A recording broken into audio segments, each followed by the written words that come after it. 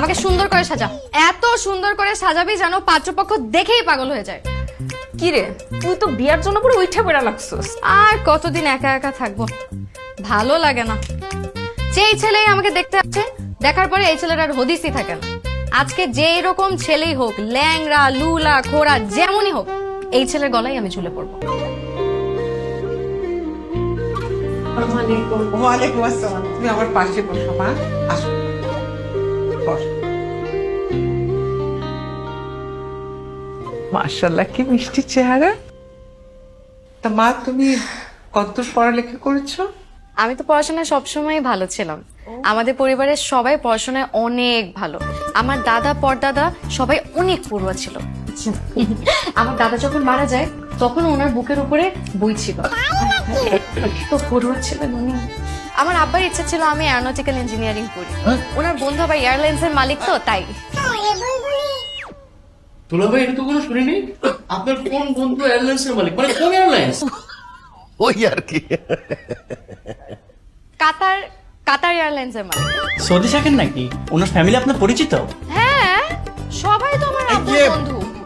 তো এইসব কথা থাক না, বন্ধুত্ব যে কারোর সাথে যে কোনো সময় হতে পারে, তাই না? মা, তুই কোন সাবজেক্টে পড়ছিস একটু বল। আমি বাংলায় পড়েছি। কি বলেন, এরোনটিক্যাল ইঞ্জিনিয়ারিং থেকে একদম বাংলা? এত প্লেন গোত্তা খায় একদম ধান খেতে পড়ে গেছে। সমস্যা নাই, বাংলা ভালো। চুপ কর, কথা কম। মা, তুমি কোন ইউনিভার্সিটিতে পড়েছো? আমার মার ইচ্ছা ছিল আমি নর্থ সাউথ ইউনিভার্সিটিতে পড়ি। আমার বড় মামা আবার নর্থ সাউথের মালিক, তো তাই। করিমুল্লাহ বাহার ডিগ্রি কলেজ থেকে পড়েছে। করিমুল্লাহ বাহার ডিগ্রি কলেজ? এই মা, এ তো সব আগতলা থেকে চুকির তলা চলে যাচ্ছে। আপনারা একটু নিন না, বুলবুলি মা, সবাইকে একটু আপ্যায়ন করুন। হ্যাঁ প্লিজ নিন না, নিন না। আপনারা আসবেন শুনে 20 কেজি মিষ্টি প্রিমিয়াম সুইটস থেকে নিয়ে আসছে। আপনারা কিন্তু রাতে খেয়ে যাবেন। হ্যাঁ, নান্না চাচাকে দিয়ে নিজের হাতে বিরিয়ানি রান্না করেছে, 5টা খাসি জবাই দিয়েছে। রান্না বাবুর্চি আপনাদের আত্মীয়? আর নাই, তবে সেই নান্না না, আমাদের বাসার পাশে হোটেল আল ছালাদিয়ার বদিউল আলম নান্না ওরফে নান্না বলছি না। ও, আমি তো ভাবছি সত্যি সত্যি নান্না বাবুর্চি রেঁধে গেছে। ছালা দিয়ে বস্তা দিয়ে যেটা দিয়ে ঢাকা হোক, কোনো সমস্যা নাই। ওই নান্ন বাবুর্চির কেটে খেয়ে যাবো আমরা। কথা বলিস কেন? আর রাত্রে খাওয়া লাগবে না, জোৎস্না বিশ করে খাও। আমার মনে হয় কি, কোনো সিদ্ধান্ত নেওয়ার আগে ছেলে মেয়ে একটু আলাদাভাবে কথা বলুক। মানে সংসার তো ওরাই করবে, ওদের মতামতের একটা দাম আছে, তাই না? ফাইজা, যাও মা, ওদেরকে একটু ওইদিকে নিয়ে যা। মিষ্টি।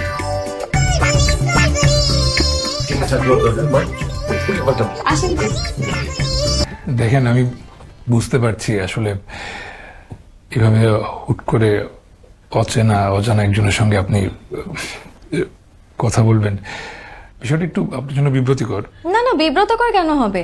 এর আগে কত ছেলের সাথে কথা বলেছি। আপনি হলেন 2 ডজন, মানে 24 নাম্বার। 24 নাম্বার? হ্যাঁ, আপনি হলেন 24 নাম্বার। এর আগে 23 জন ছেলের সাথে এই রুমে বসেই কথা বলছি। মেয়ে দেখতে আসে, সবাই একটু আলাদা করে কথা বলতে চায় আর কি। এইভাবে করতে করতে 23 জন ছেলের সাথে এই রুমে বসেই আমি কথা বলছি। আর অনেকে তো আপনার মতন লজ্জাও পায়। মাঝে মাঝে প্রাইভেসির দরকার হয়, তাই আমি প্রাইভেসির জন্য গেট লাগিয়ে দিই। গেট লাগিয়ে গল্প করতেন? হ্যাঁ, কত ছেলের সাথে ঘন্টার পর ঘন্টা গেট লাগিয়ে গল্প করেছি। আপনার প্রাইভেসি লাগবে, আমি গেট লাগিয়ে দিই। না না, প্রয়োজন নেই। না না, কোনো সমস্যা হবে না, কেউ কিচ্ছু বলবে না, আমি গেট লাগিয়ে দিচ্ছি। প্লিজ দেখেন গেট।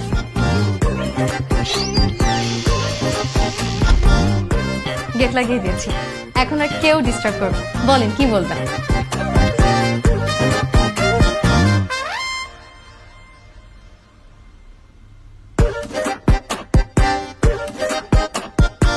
জি, এটা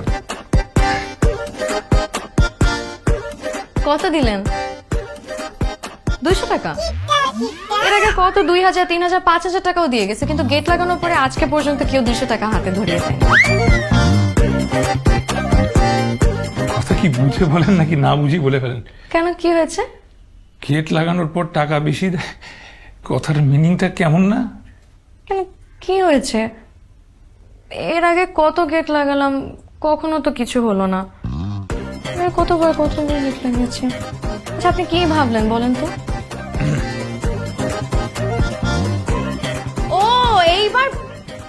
ছি ছি ছি ছি দেখেন এইসব জিনিসের সাথে আমার একদম কোনো সম্পর্ক নেই, এগুলো আমি পছন্দ করি না। যদি পছন্দ করতাম তাহলে এতদিনে কত প্রেম করতাম। আমাকে যে কত ছেলে পছন্দ করতো, আমি তো আসলে দেখতে শুনতে মাশাআল্লাহ একদমই খারাপ না। তো কত ছেলে যে আমাকে প্রপোজ করতে চাইতো, আমার বাসার সামনে শত শত ছেলে লাইন দিয়ে দাঁড়িয়ে থাকতো, বুঝছেন? কিন্তু আমি না কাউকে কোনোদিন পাত্তাই দিতাম না, কারণ আমি তো জানি আমি কারোর সাথে কোনো অ্যাফেয়ার করবো না। যদি অ্যাফেয়ার করারই হতো তাহলে এতদিনে কত কিছু করতে পারতাম, কিন্তু আমি কখনো এমন কিছু করতে চাইনি, বুঝছেন? আমি একটা লক্ষ্মী মেয়ে তো, তাই। একটা বড় কাজ হয়ে গেল, হ্যাঁ আর মেয়ে দেখা টাকার দরকার নেই বাবা। ঠিক।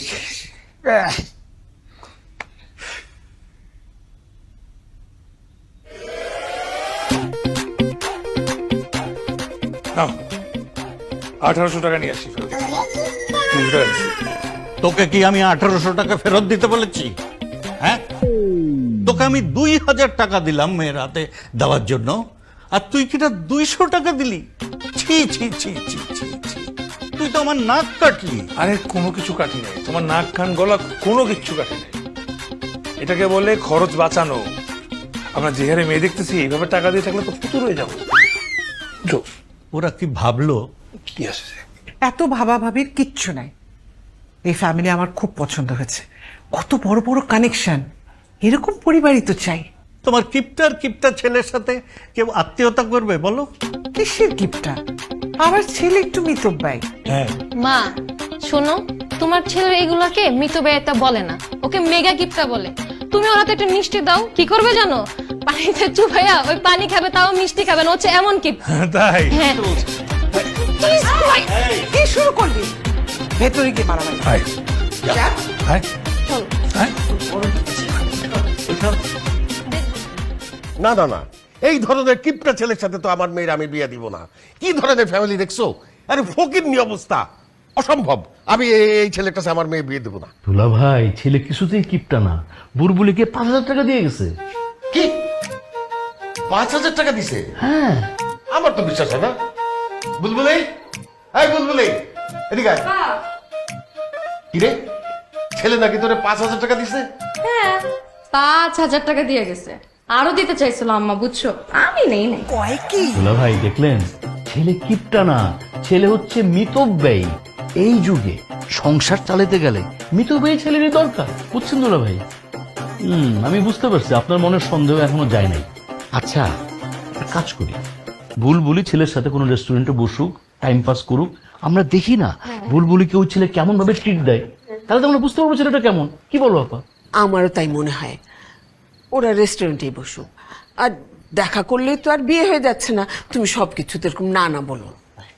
আচ্ছা ঠিক আছে, তোমার মেয়েরে বলে দিও কথা যেন একটু কম বলে।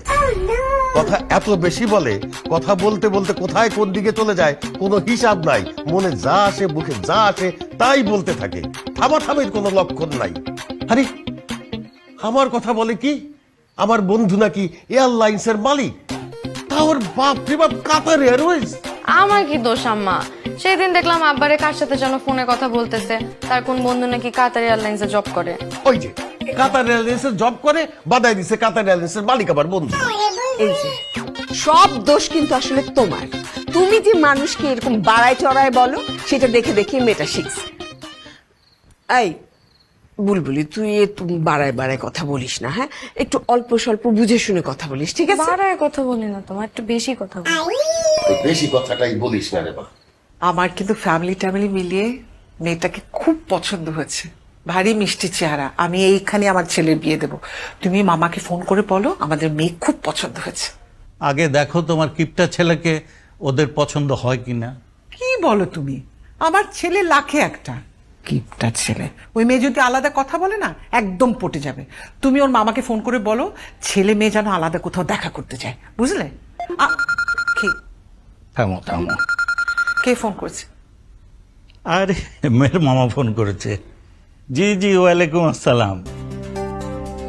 হ্যাঁ হ্যাঁ, খুব ভালো হয়, খুব ভালো হয়, আমরাও তাই চাইতেছি। হ্যাঁ হ্যাঁ, জি জি, ওয়ালাইকুম আসসালাম। কি বললো? আরে মেয়ের মামা বললো ওরাও তাই চাইতেছে। যে আবির আর মেয়ে যেন একটু বাইরে সময় কাটায়। আলহামদুলিল্লাহ, এই তো মেঘনা চাইতে বৃষ্টি। উফ